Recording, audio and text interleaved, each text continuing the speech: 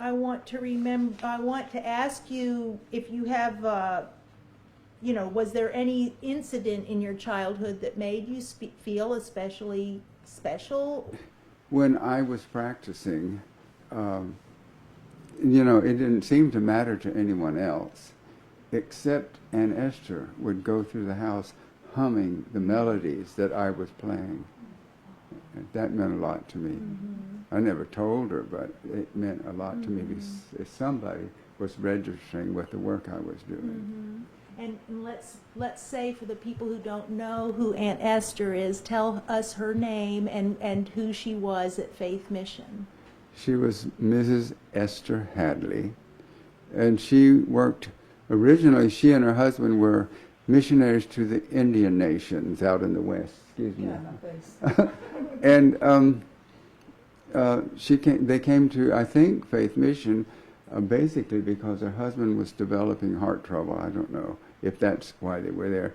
But they had the boys at the camp, and then he died. Then she had the girls at the rest home, which is that beautiful house that's now got a porch on it with pillars and stuff, where you lived. Yeah. That's right, you lived there, but I was thinking in terms of, home and home. But where was I going with that? Then she came to the main house when the orphanage got shut down, or even before, and she took over basically running the place. She was the cook. She saw that the cleaning was done by the two of us. Oh, and it was done right, I promise you. I promise you, if I didn't do the mop boards, I was in trouble. I was called out of bed to correct some.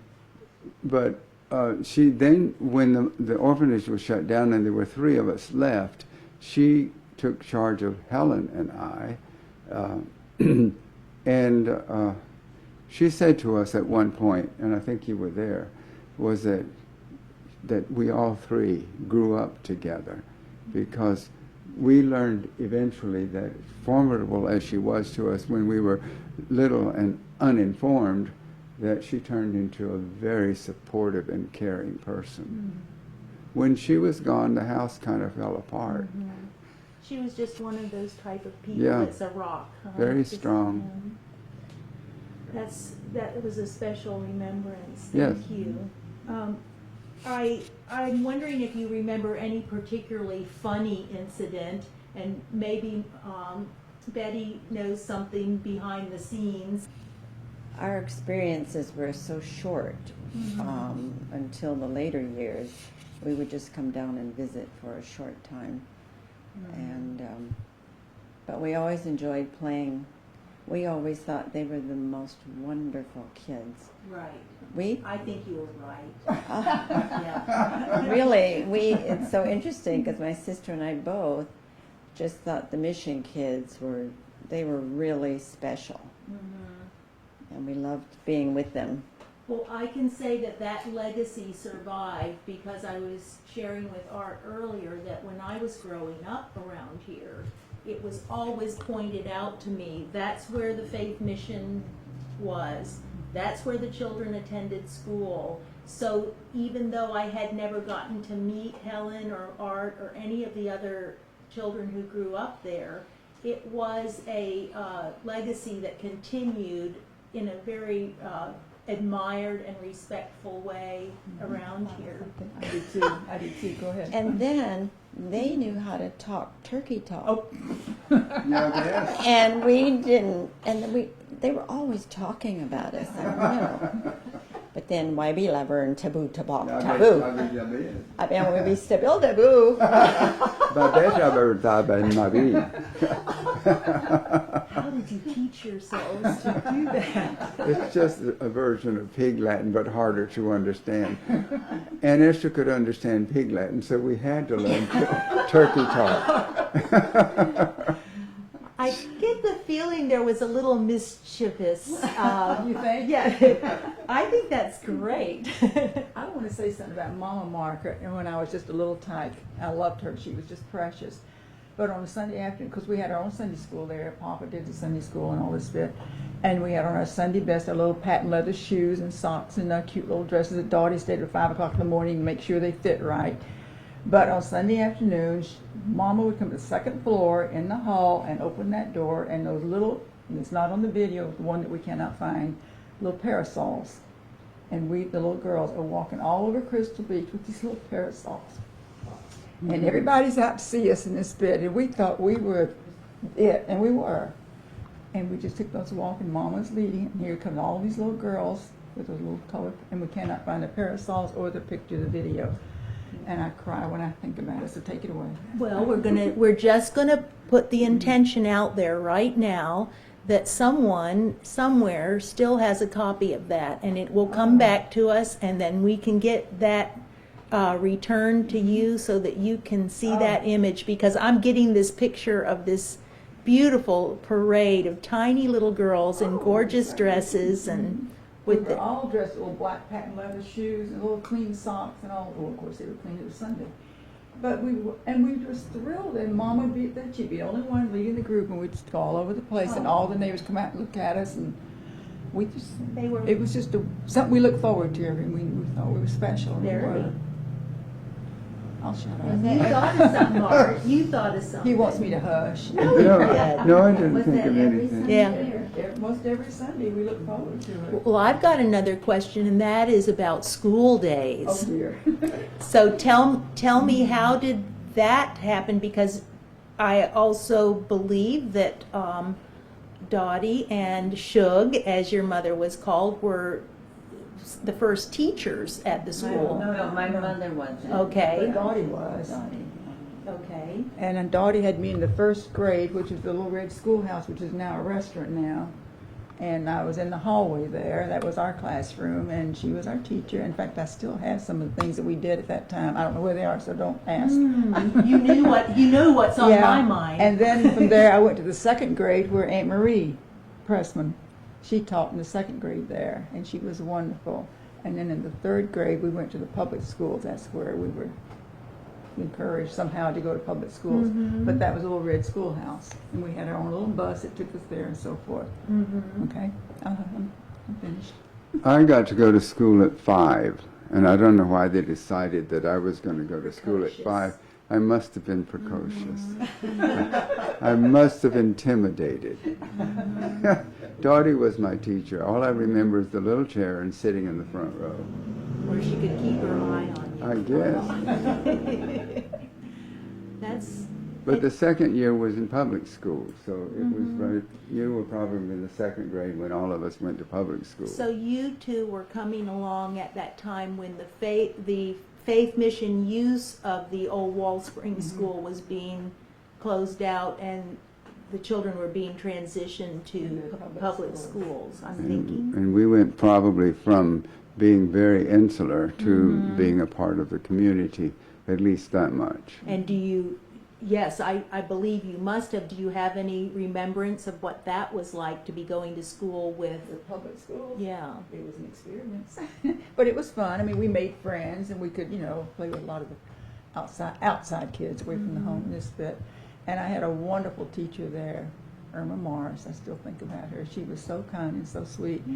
And we were accepted, at the school because, we just weren't always mingling with everybody. And Because we were scrappy. like We did pretty well with sports and that sort of thing. But I went to Ozona, and by the time, I don't remember my second grade teacher, by the time I was in the third grade, there's almost a legendary name in the area, Mrs. Revere. Daisy Revere. Oh, was she amazing. She played the piano, and she played piano for church, and she played brum, brum, brum. I thought that was the most beautiful thing I've ever heard. She rolled every chord, brum, brum, brum. But I loved her. She was just amazing, gracious, elegant. She was amazing. And even as an adult, August, Betty's father, and I went to visit her over in the Wall Springs area. Because she lived out on Indian Bluff It Island. was such a privilege to see her again. Yeah. Well, I have a memoir that she dictated, and I'm going to make sure I get a copy to you because you Good. would enjoy reading that. Okay. Yes, there's a lot more to the Erickson family and the Miss Revere, but that's wonderful that you had that exposure to Yeah. the music at Ozona Elementary. Yeah. How nice. So I'm also wanting to ask about the being on the waterfront in Crystal Beach. How often were you allowed to go swimming? You just didn't go when you wanted to. You waited till you were told you could go, right? Or if you cleaned your plate, ate all your food, or if your room was clean, you got rewarded and go. So, We got to go whenever we wanted to. well, tell it. Girls and boys, Oh, right? no, It was no, all- we didn't go together. No, it No, was the only time it was separate. mixed is on for the video. The video is That was misleading. Right. Yeah. All of us happy Because children we were did not. frolicking in the water. Oh, it was. But we never swam together. I see. So this was indicative of the times as well. I mean, Sure. I actually experienced that in my youth too. Sure. That girls kind of hung together and played together, and And those bathing suits were the Wool. worst. They were They were wool. Oh my God. If you've ever swam and had a wool bathing suit on, you know what torture is. oh wow! I don't think I want to find out. Oh. And then we used to catch the fiddler crabs for Papa, so he'd go fishing. Actually, we swam with the tides. When the tide came in, we would swim at high tide. And the high tide was not always the same, but we always swam at high tide. And later, did you get to go swim out to the spring off of the camp? I did as a teenager, but I don't think as children, even when I was in summer camp, we didn't go out to the spring unless, I think maybe it was out there in a boat once, but not to swim And out. that's the offshore one. Yes. But then, were you ever swimming at Wall Springs? We swam at Wall Springs, but we were teenagers by then, weren't we? I didn't swim at Wall Springs. You didn't? Uh-uh. Philip took me. Where were Well, you? Philip took me a lot of places. He didn't take me to Wall Springs. Where did you go? That's not nice. Oh my, Helen, I want you to tell the story about how the clothes came in. Oh, Please. well, the clothes came in. Apparently, the home was informed of different ones. They could go out and pick up the clothes, just like the other stuff. But anyway, they would be taken upstairs to the second floor on the back porch. And then Dottie would go through a lot of things and designate the different ones. I mean, everybody was able to get, there were shoes as well as clothes, and some of them were very nice and some of them were not. But that's the way we were clothed. Except on Easter, we had brand new clothes, because Dottie sat up all night and got those things fitted for us and this fit. So yeah, but apparently the different organizations would either bring the clothes by or they would inform the home and they'd go pick them up, just as we picked up day-old bakery goods and all this fit and went to the open market to get the avocados that kind of squished out of the basket. And But as far as the clothes, they all came in pretty much. And so you were at school once and someone was complimenting you. Oh, yes. I remember I had on this real pretty skirt, which was my favorite, and she says, "Oh, that is so pretty. Where did you get it?" And I said, "Well, it came in." She looked at me like I was crazy, and I said, "It came in." Because that She was says- in your vocabulary. Exactly. So I didn't know what. So yeah, it came in. And she didn't understand, and I didn't know how to explain it, except it came in. And That was it. yeah, it would take a while to realize, oh, other people don't have necessarily clothes that come in. So a lot of the things that were necessary to the running of the home were provided by donation. Exactly. And this was quite different than many people experienced in their home life. Did you tell about the peanut butter? Oh no. Probably not. I know there were some nicknames that you had within the family. We've already heard Dottie Isn't this a Christian and Shug, and we know that Art is called Pete. What was your nickname, Miss Helen? Priscilla Primpress.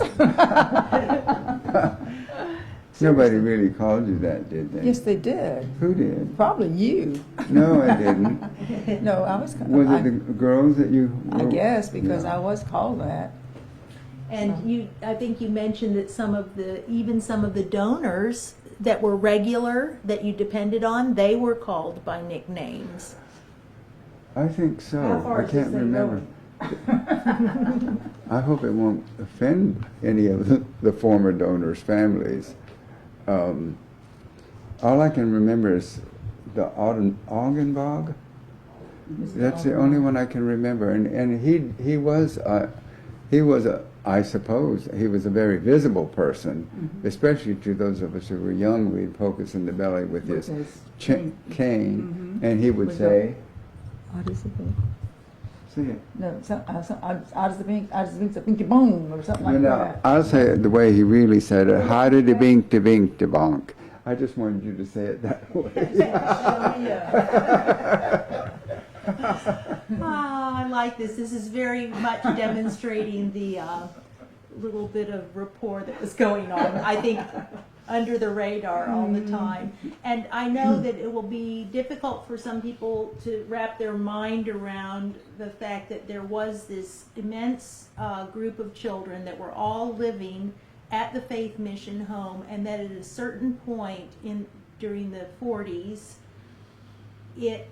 there were decrees being sent out by the state saying if you don't meet these certain rules and regulations, they were saying to the Markerts, you can no longer keep the home open. And at that point, Cora Markert, your grandmother, had passed on, and Mr. Markert and Dowdy were under tremendous pressure, and they had to make a decision because they were not able to come up with a budget because they ran the home on faith. And it worked beautifully and quite successfully. So it's an instance of something that's working, that in this case the state came in and said, even if it's working, you've got to disband it. So then so many of your peers were sent to live in other places and in other situations, and that must have been a very troubling time in your life.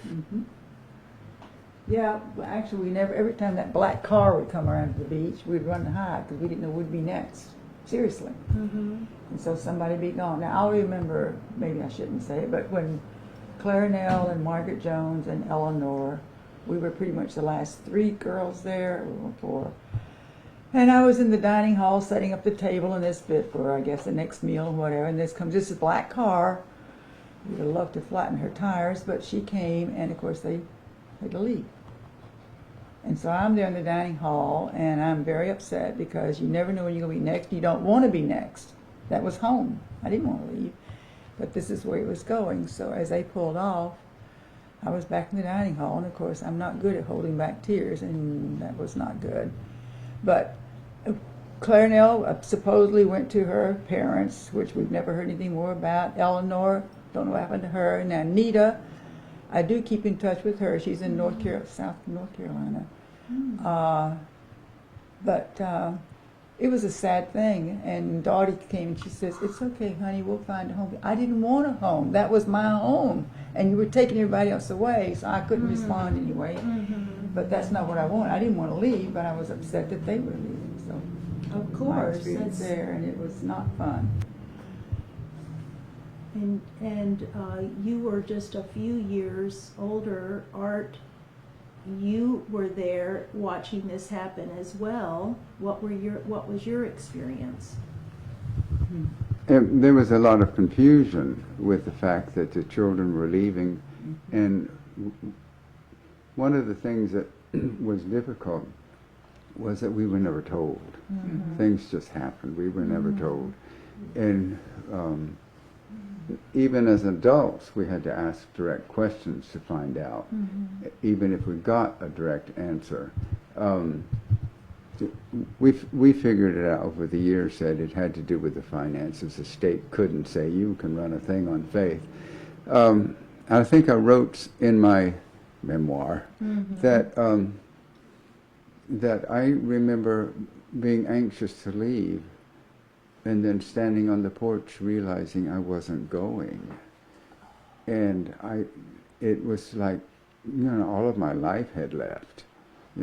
All my friends were gone, and I was the only boy left. And there were just 3 of us left. And what was that about? And suddenly I was moved from the inn to the 2nd floor, back bedroom. Well, that was okay, but it took a while to adjust. That's when Aunt Esther was formidable, because she had this squirrely little 11-year-old that she had to straighten up, get me moving in a direction that was good for both of us. But it wasn't easy. But I would assume that, most people are going to have to go through an experience where everybody leaves their life. But at the same time, there's loss for all of us. At some point, we just learn to deal with it. And it wasn't like the bottom of my life fell out, or the bottom fell. It was like life changed, and so did everything else. And that's fine. I mean, even then, I did sense the loss of my friends. I did sense the solitariness of being the single male. Well, actually, our handyman was still there. He left soon after. But being the single male in this house full of women and children, and it was like, well, it wasn't full. I mean, 16 bedrooms and 4 people, or 5 people, or whatever it was. But looking back on all of that, I went through a long period of self-pity. It was like, oh, poor baby. And then somebody finally said, just get over it. And I went, oh, yeah, okay. So We more or less each have that experience, not in such a dramatic way as you've described, but yeah. You definitely have grown up quite well. Oh, to think what it could have been to go into a foster home, or it could have been to go home and live with parents who didn't really want you. And we did have stories of children who came back and talked about the experiences they had, and I was just so grateful that I got to stay with at least the structure of what I knew and stay home. I got to stay home. Even as a teenager, when my mother and stepfather came to assume responsibility for me, Faith Mission was always home. And a year later, I said, I want to come back, and they said, okay. So I came back. Good. And I think that they became the family. They didn't know how strongly I felt about them being my family. But because I had such strong connections with them, whether they had them to me or not, I don't know. But I think so, because I was always welcome. Thank you so much for sharing that and being so candid with us. I think we all find points of connection, even though we did not have your experience. There is something in each of our lives that mimics some of what you went through. I'm thinking that I want to make sure if there was any other, I know that the people who will be watching this will think, why didn't you ask this, or why didn't you question about that? So does anything come to your mind? This is a very big story.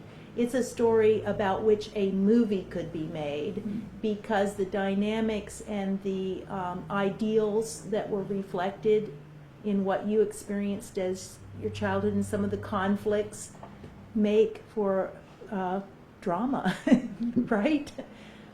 I would like to say that, of course, Pete had his mother, and that there too, coming and talking this bit.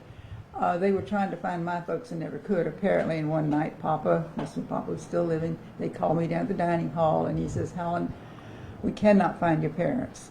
They have tried. The welfare department of the state had been trying. They could not find them. And he says, I'm not telling you this can happen, but if you choose that you don't want to go, we will see that you get through high school and, you know, continue with your education. Of course, I'm like, I don't want to leave. You know, this is home. You know, it was home. And remember the big old table there in the kitchen, they're all around there. So he said that he would talk to the welfare lady again. And a couple weeks later, he called me down again and he says, okay, you can stay. So with that, I was able to stay. And then they did see, I went to Toccoa Falls for the 11th and 12th grades and then on to college. And the x-ray over here in Dunedin and so forth. And chased Richard, caught him, and he got worn out. He's no longer with us now. But it's been a good life. It's been good, and I'm very thankful. I mean, every life has its trials and tribulations, but hey, God's been on our side. He's not going to let us down. We can't. That teaching of looking to somewhere bigger than all of us Mhm. for the sustenance we need, that lesson did perhaps. And I do have to say that we had Bible conferences. They had some wonderful musicians that provided the Swiss bells and the marimba and xylophone, the triple octave chimes, didn't we, Pete? Yes. And We have some wonderful. the people photographs. loved it.